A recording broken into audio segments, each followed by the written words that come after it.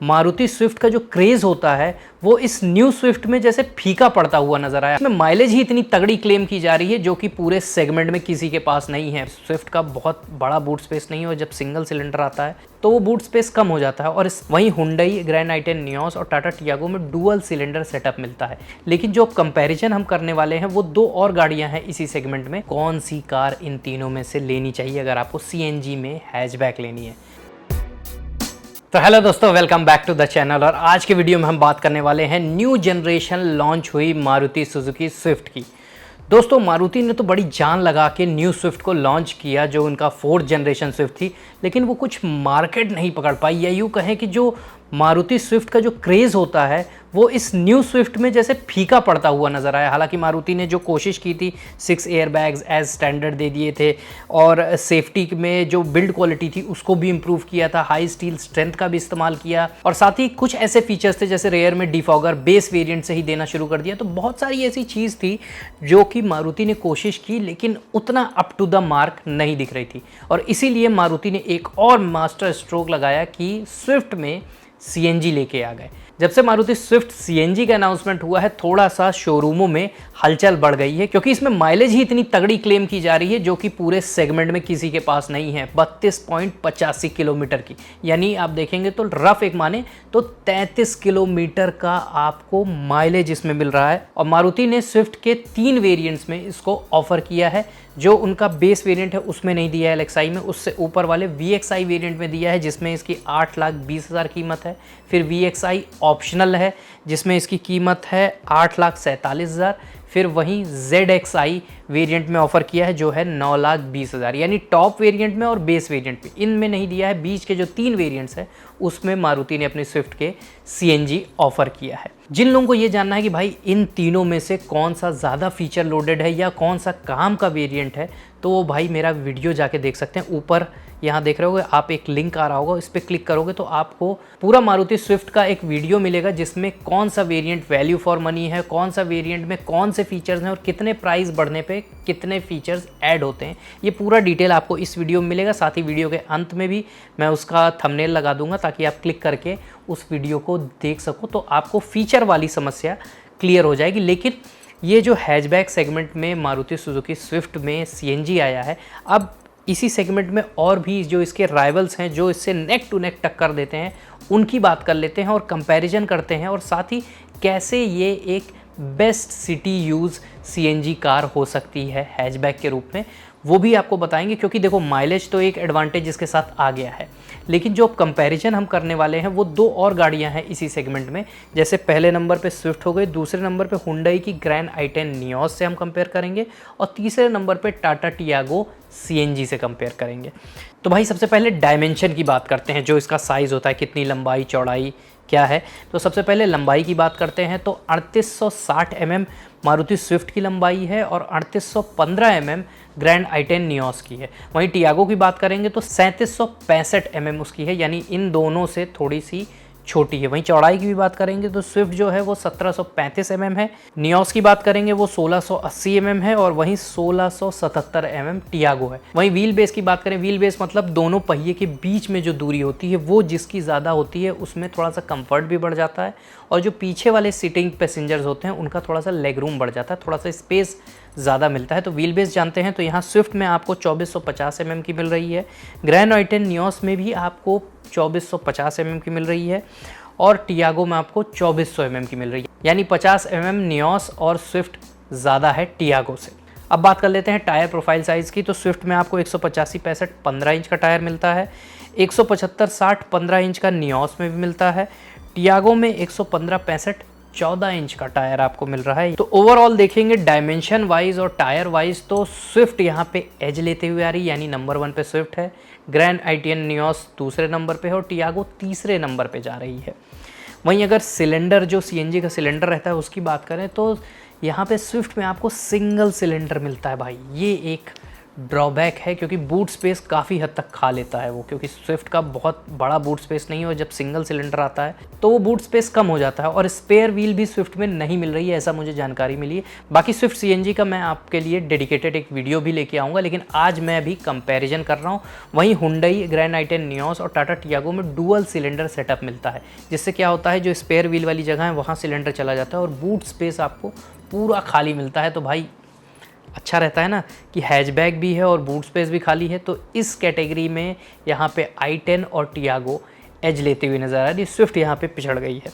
अब चलिए इंजन की बात कर लेते हैं। तीनों ही गाड़ी में आपको 1.2 लीटर यानी 1200 सीसी का इंजन मिलता है। स्विफ्ट में आपको 3 सिलेंडर इंजन मिलता है, हुंडई में आपको 4 सिलेंडर इंजन मिलता है और टियागो में भी आपको 3 सिलेंडर इंजन मिलता है। बहुत सारे लोगों की शिकायत रहती है कि यार 3 सिलेंडर इंजन उतना परफॉर्म नहीं करता, अच्छे से धड़धड़ाता है। तो मैं आपको एक चीज़ बता दूं, स्विफ्ट की अगर आप बात कर रहे हैं तो लोअर आरपीएम्स पे और शहर की अगर हम बात करेंगे तो उल्टा ज़्यादा अच्छा इंजन हो गया है 4 सिलेंडर की अपेक्षा। काफ़ी पेपी इंजन है, आप भगाओगे तो जिप से आपको तुरंत उठेगा। लेकिन हाँ, अगर आप हाई स्पीडिंग की बात करेंगे, यानी अगर थोड़ा सा तेज़ आप चलने वाले हैं और हाईवेज़ पे ज़्यादा आपकी रनिंग है, तो वहाँ पे आपको 3 सिलेंडर इंजन जो होते हैं वो थोड़े से धड़धड़ाने लगते हैं 100 की स्पीड के बाद, स्पेशली 90-100 की स्पीड के बाद वो थोड़ा वाइब्रेशन आपको महसूस होता है। बट मैं तो यही बोलूँगा कि भाई हैचबैक है और ये जो गाड़ियाँ हैं, भले ही टाटा की सेफ्टी भी है, मारुति की उतनी सेफ्टी नहीं है, हुंडई इन दोनों के बीच की है, तब पर भी मैं आपको यही चीज़ बोलूँगा कि भाई 100 से ऊपर नहीं चलो, अंदर चलोगे तो किसी भी इंजन में कोई प्रॉब्लम नहीं है।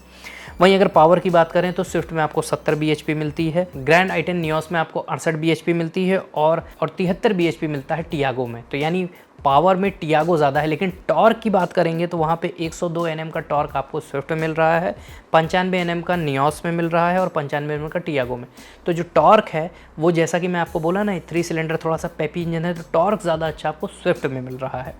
वहीं ट्रांसमिशन की बात करेंगे तो आपको मैनुअल ट्रांसमिशन स्विफ्ट में मिलेगा, हुंडई i10 नियोस में भी आपको मैनुअल ट्रांसमिशन मिलेगा। लेकिन यहाँ पे भाई टियागो टाटा की एज मारती हुई नज़र आती है, क्योंकि उन्होंने सीएनजी में मैनुअल के साथ ऑटोमेटिक गियर बॉक्स भी ऑफ़र किया है, जो कि बहुत अच्छी चीज़ है। जो लोग सीएनजी में ऑटोमेटिक ऑप्शन मांगते हैं तो उनके पास केवल एकमात्र ही ऑप्शन है टाटा टियागो सीएनजी। वहीं अगर माइलेज की बात कर लें, जो सबसे बड़ी चीज़ है स्विफ्ट में, तो आपको 33 किलोमीटर का माइलेज मिलता है। वहीं अगर ग्रैंड आई10 नियोस की बात करेंगे तो 27 किलोमीटर का माइलेज मिलता है और टियागो में भी लगभग आपको 27 के आसपास का ही माइलेज क्लेम किया जाता है। तो यहाँ लगभग आपको 6 किलोमीटर पर केजी का माइलेज ज़्यादा स्विफ्ट मिलता है। तो ये सारे एज तो टियागो ज़्यादा ले जा रही है, लेकिन जहाँ माइलेज की बात आई और इंजन में पावर की बात आई, वहाँ पे स्विफ्ट एज लेती हुई नज़र आ रही है। तो भाई अब प्राइसिंग की बात कर लेते हैं कि स्विफ्ट में आपको सेकंड वेरिएंट से लेके सेकंड टॉप वेरिएंट तक ऑफ़र किया जाता है सीएनजी, जो कि आपको 8,20,000 रुपये से शुरू होता है और 9,20,000 रुपये के बीच में आपको सीएनजी के 3 वेरिएंट्स ऑफ़र किए जाते हैं। वहीं ग्रैंड आई10 नियोस की बात करेंगे तो भाई प्राइसिंग में बहुत कम रेट से शुरू हो जाती है, 7,68,000 रुपये से सीएनजी वेरिएंट शुरू हो जाते हैं, जो 8,30,000 तक जाते हैं। यानी जो स्विफ्ट का स्टार्टिंग वेरिएंट है वहाँ तक इसके टॉप वेरिएंट्स आपको मिल जाते हैं। वहीं टाटा टियागो की बात करेंगे तो भाई 6,60,000 रुपये से आपको टियागो सीएनजी ऑफ़र होना शुरू हो जाती है और जो इसका टॉप वेरिएंट जाता है वो 8,75,000 का जाता है।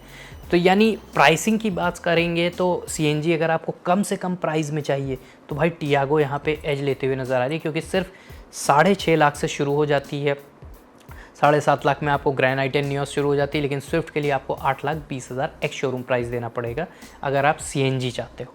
तो भाई अब मैं सोचा कि यार इनके फ़ीचर्स को भी थोड़ा सा कंपेयर करते हैं, लेकिन ये नाइंसाफ़ी होगी कि अगर मैं स्विफ्ट का 8,20,000 का वेरिएंट लूँ और वहीं इनके लोअर वेरिएंट्स लूँ तो फ़ीचर में वेरिएशन आ जाएगा। तो मैं ऐसा करता हूँ कि ऐसे ऐसे वेरिएंट्स लेता हूँ जिनकी प्राइसिंग लगभग 8 लाख और 8.25 लाख के बीच में है। तो स्विफ्ट का बेस वेरिएंट VXI उठाते हैं 8,20,000 रुपये का।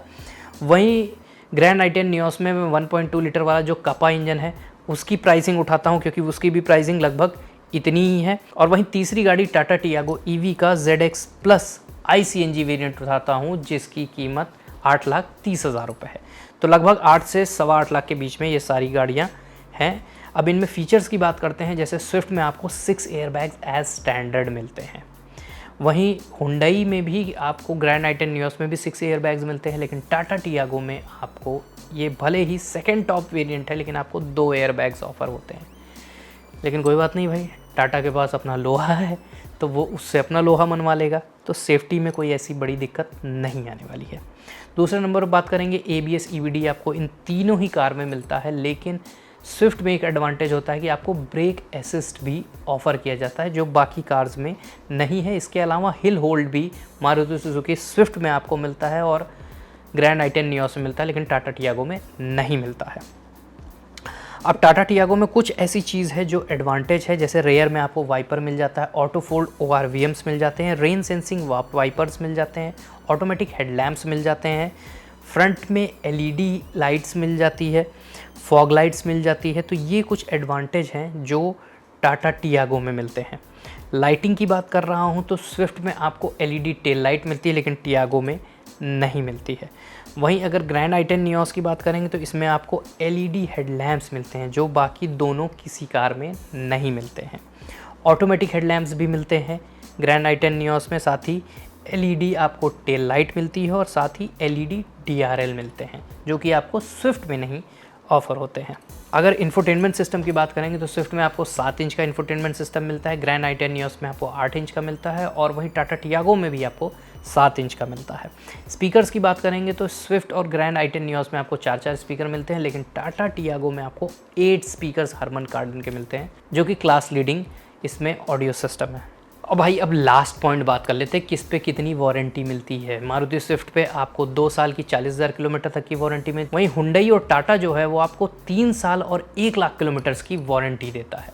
तो दोस्तों ये हो गया ओवरऑल, अगर आप एक CNG हैचबैक देख रहे हैं और ऐसे में जब न्यू स्विफ्ट आई है तो आपको क्या करना चाहिए। तो भाई अब आ जाते हैं कंक्लूजन पे कि भाई कौन सी कार इन तीनों में से लेनी चाहिए अगर आपको CNG में हैचबैक लेनी है।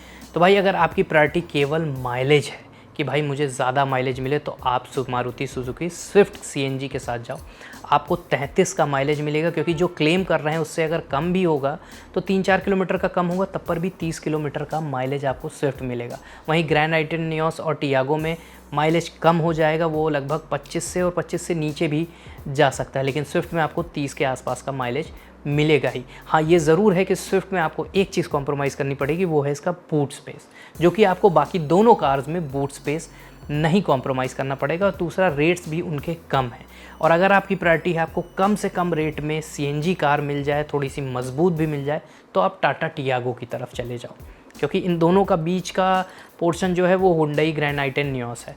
बाकी दोस्तों आपको कैसा लगा ये वीडियो, आपकी क्या एनालिसिस है, आप किस कार को ज़्यादा रेकमेंड करते हैं, ज़्यादा प्रेफर करते हैं, आप कमेंट सेक्शन में मुझे तब ज़रूर बताना। तब तक के लिए बाय बाय, टेक केयर, जय हिंद।